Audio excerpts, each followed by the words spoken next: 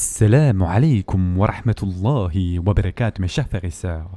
Nous nous étions arrêtés au verset 24 de la sourate Yusuf, dans lequel Allah Azza wa Jal dit « Et elle le désira, et il l'aurait désiré, n'eût été ce qu'il vit comme preuve évidente de son Seigneur. Ainsi, nous avons agi pour écarter de lui le mal et la turpitude. Il était certes un de nos serviteurs élus. » Sourate Yusuf, verset 24. Mes chers frères et sœurs en islam, ce verset est sans doute l'un des plus commentés de toute la sourate, tant les savants classiques ont divergé sur sa signification. Le verset commence avec « Et elle le désira, et il l'aurait désiré, s'il n'avait vu un signe de son Seigneur. » Pourquoi ce verset a-t-il suscité autant de débats? Parce qu'il pose une question sensible.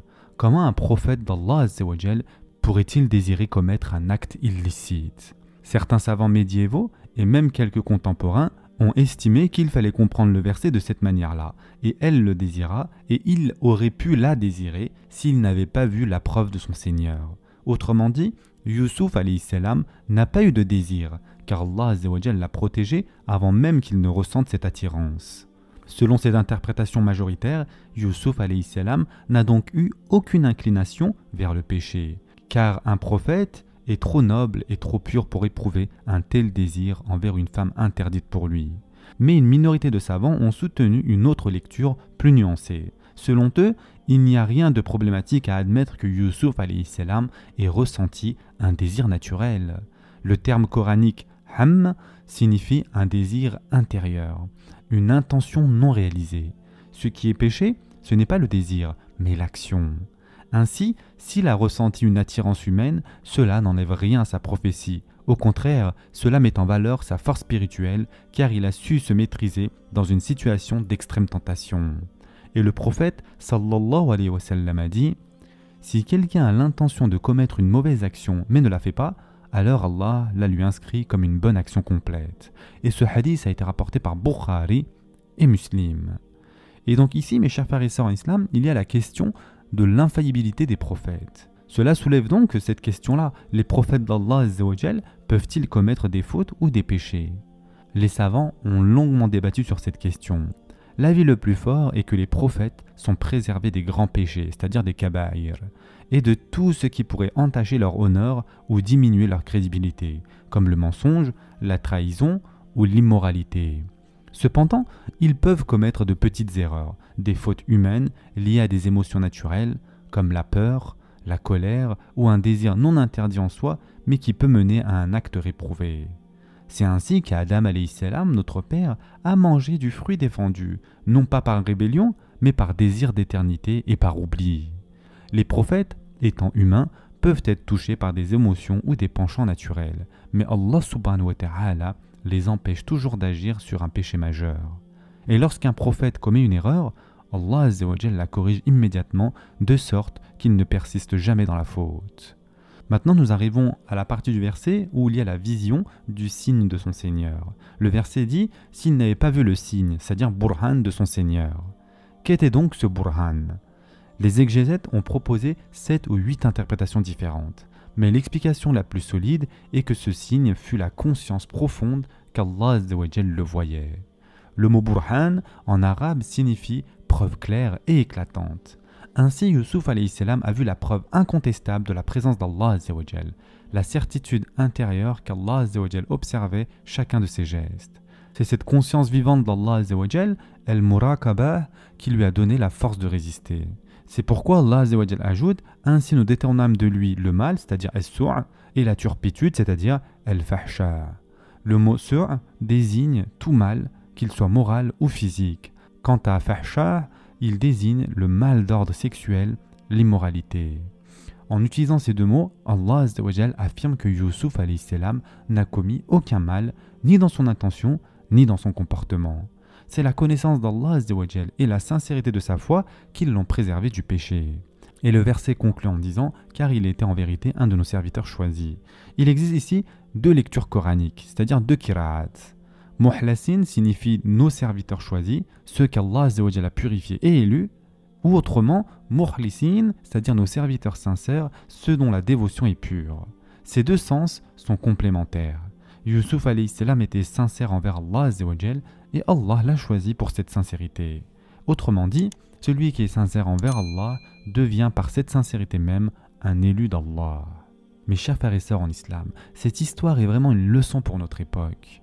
Le désir pour ce qui est illicite est l'une des épreuves les plus dures qui puissent affronter un être humain. Et à notre époque où la tentation est omniprésente, cette épreuve est presque quotidienne. C'est pourquoi le prophète sallallahu alayhi wa sallam a dit « Il y a 7 catégories de personnes qu'Allah couvrira de son ombre le jour où il n'y aura d'ombre que la sienne. Parmi elles, un homme qu'une belle femme et de haut rang a appelé à elle et qui a répondu « Je crains Allah ». Et ce hadith a été rapporté par Bukhari et Muslim. L'exemple de Youssouf alayhi salam incarne parfaitement cette catégorie. Il a été tenté de la manière la plus intense, mais sa foi et sa sincérité l'ont sauvé. Et cette sincérité lui a valu la préservation et la proximité d'Allah Azza wa Jal. Ainsi ce verset nous enseigne une vérité éternelle. Celui qui reste sincère avec Allah sera protégé par Allah. Passons maintenant au verset suivant, dans lequel Allah Azza wa Jal dit « Et tous deux coururent vers la porte, et elle lui déchira sa tunique par derrière. Ils trouvèrent le mari de cette femme à la porte. Elle dit « Quelle serait la punition de quiconque a voulu faire du mal à ta famille, sinon la prison ou un châtiment douloureux ?» Surat Yusuf, verset 25. Après que Youssouf alayhi salam refusa ses avances, il tenta de s'enfuir aussi vite qu'il le pouvait. Ils coururent tous deux vers la porte donc. En quelques mots seulement, Allah Azza wa Jal nous peint toute la scène. 2 personnes se trouvent dans une pièce close et tous deux courent vers la porte. Youssouf alayhi salam pour fuir l'appel au péché et la femme d'Al-Aziz pour l'empêcher de s'échapper. Leur action extérieure semble identique, mais leur intention intérieure et spirituelle sont diamétralement opposées. Youssouf alayhi salam cherche à éviter le mal, tandis qu'elle cherche à le commettre. La leçon que l'on peut en tirer ici, c'est qu'on ne doit jamais juger quelqu'un sur son acte extérieur sans connaître son intention. Ensuite, elle lui déchira la chemise par derrière. En tentant de le retenir, la femme d'Al-Aziz attrapa la chemise ou la tunique de Youssouf alayhi salam et la déchira. Dans sa passion et son désarroi, elle s'accrocha désespérément à lui, le tirant en arrière et le suppliant de revenir. Youssouf alayhi salam, dans son empressement à s'enfuir, se débattit et sa chemise se déchira sous la force de la lutte. Continuons, mais ils trouvèrent son mari à la porte. Le mot utilisé dans le verset est al-faya, qui indique une surprise totale. Il ne s'attendait pas à trouver le mari là.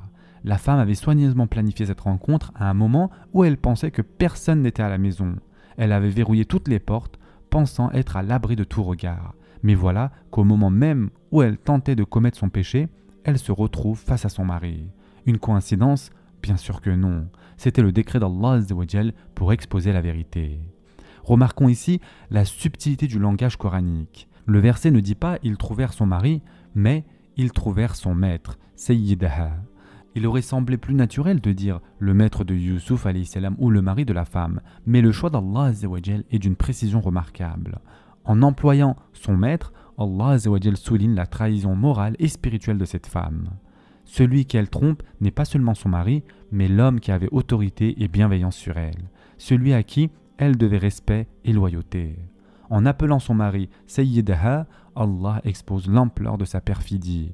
Elle a trahi non seulement son mari, mais aussi la confiance et l'honneur liés à son statut.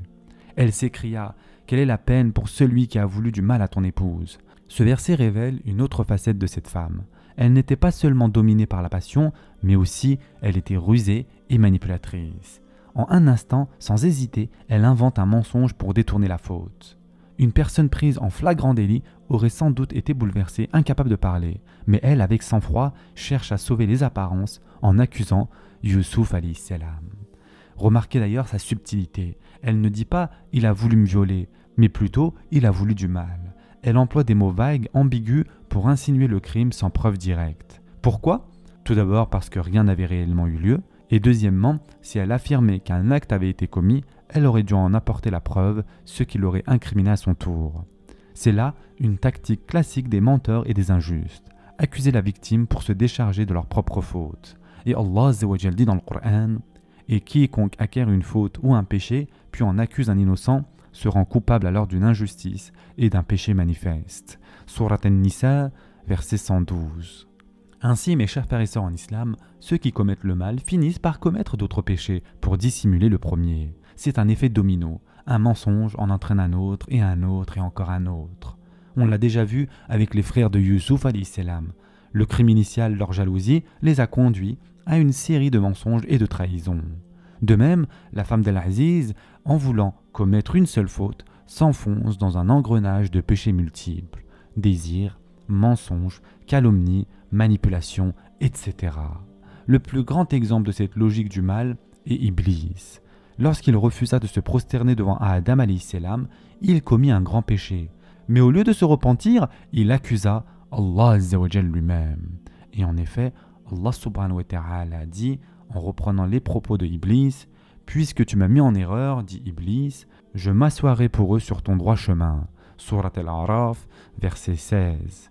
Blâmer autrui pour sa propre faute est donc un trait satanique. La femme d'Al-Aziz agit exactement de cette manière. Elle détourne la responsabilité en pointant du doigt Youssouf alayhi salam pour sauver sa réputation. Enfin, elle propose elle-même la sentence, sinon la prison ou un châtiment douloureux.